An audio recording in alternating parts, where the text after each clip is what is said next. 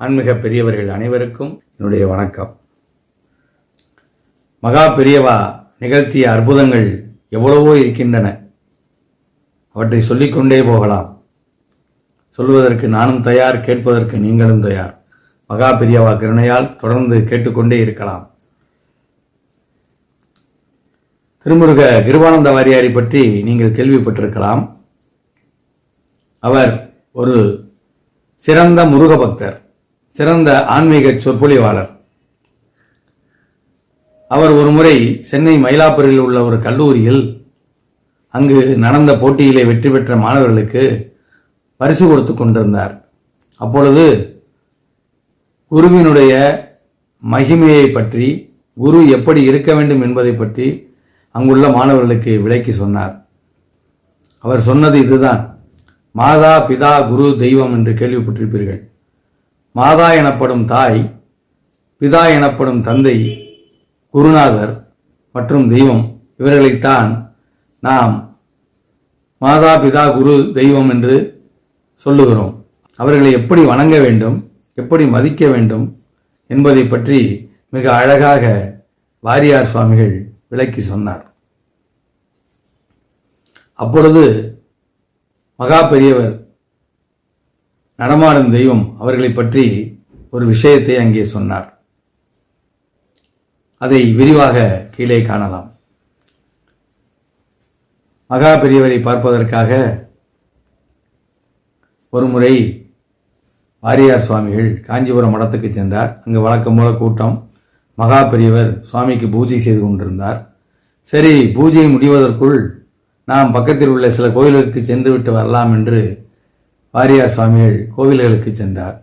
அங்கே காஞ்சிபுரம் காமாட்சியம்மன் கோவிலிலே சேங்காலிபுரம் அனந்தராம தீட்சிதரை சந்தித்தார். இருவரும் ஏற்கனவே நண்பர்கள் என்பதால் கோவிலில் ஒரு ஓரமாக அமர்ந்து பேச ஆரம்பித்தார்கள். பேசிக்கொண்டிருந்தார்கள். அப்பொழுது 80 வயது மதிக்கத்தக்க ஒரு வயதான மூதாட்டி அவர்கள் அருகே வந்தாள். தீட்சிதரை பார்த்து, எனக்கு ஒரு ருத்ராட்ச மாலை கொடுங்கோ என்று கேட்டாள். என்கிட்ட இப்ப ருத்ராட்ச மாலை இல்லைம்மா என்று தீட்சிதர் பதில் சொன்னார். பரவாயில்லை, மகா பெரியவரை பார்க்க போவேலோ இல்லையோ, அப்ப எனக்கு ஒரு ருத்ராட்ச மாலை வாங்கி கொடுங்கோ என்று கேட்டார். அப்படியா, சரி, நான் என்னன்னு சொல்லி யாருக்குன்னு சொல்லி கேட்கறது என்று அவர் கேட்டார். மகா பெரியவரை அவங்க அம்மா பிரசவிக்கும் போது கூட உதவி செஞ்ச மருத்துவச்சி கேட்டதா சொல்லுங்க அப்படின்னு தன்னோட பேரையும் அவர் சொன்னான். சரி என்று தீட்சிதர் கேட்டுக்கொண்டார். அதன் பிறகு வாரியாரும் தீட்சிதரும் மடத்துக்கு சென்றார்கள்.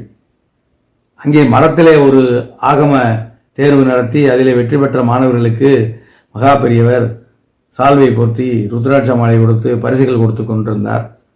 இருவரும் காத்து கொண்டிருந்தார்கள். அப்பொழுது தீட்சிதர் பக்கத்தில் எங்கேயோ உள்ளே போனார். வாரியார் சுவாமிகளும் மகா பெரியவரும் உரையாடி கொண்டிருந்தார்கள். திடீரென்று நினைவு வந்தவராக ஒரு சீடரை கூப்பிட்ட மகா பெரியவா, தீட்சிதரை கூட்டிண்டு வா என்று சொன்னார். தீட்சிதர் வந்தவுடன் அங்கே இருந்த ஒரு சால்வை, ருத்ராட்ச மாலை இரண்டையும் அவரிடம் கொடுத்து, இதை எடுத்துக்கோ, இது உனக்குத்தான், இதை என்ன பண்ண போற என்று கேட்டார். தீட்சிதருக்கு ஒன்றும் புரியவில்லை. திடீரென எதற்காக இதை கொடுக்கிறார் என்று. அவருக்கு அந்த கோவிலிலே மூதாட்டி சொன்னது மறந்து போய்விட்டது.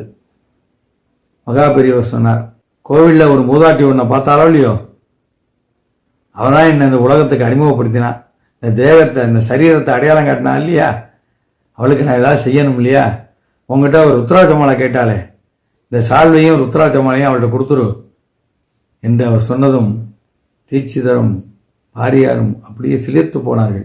நாம் மறந்து விட்டோம், ஞானதர்சியிலே அதை தெரிந்து கொண்டு அந்த மூதாட்டிக்கு இவற்றை கொடுக்க சொல்கிறாரே என்று பெரியவரை பார்த்து அவர்கள் மீண்டும் நமஸ்கரித்தார்கள். ஒரு சீடரை கூப்பிட்டு, இவரோடு சென்று அந்த மூதாட்டியிடம் கொடுத்துவிட்டு வந்துவிடு என்று மகா பெரியவா அந்த சால்வை, ருத்ராட்ச மாலை இரண்டையும் கொடுத்து அனுப்பினார். ஒரு குரு எப்படி இருக்க வேண்டும், தன் சிஷ்யர்களை, தன்னை வணங்குபவர்களை, தன் வழி நடப்பவர்களை எப்படி நடத்த வேண்டும் என்பதற்கு மகா பெரியவர் ஒரு சிறந்த உதாரணம் என்று திருமுருக கிருபானந்த வாரியார் அந்த கல்லூரியிலே பேசினார்.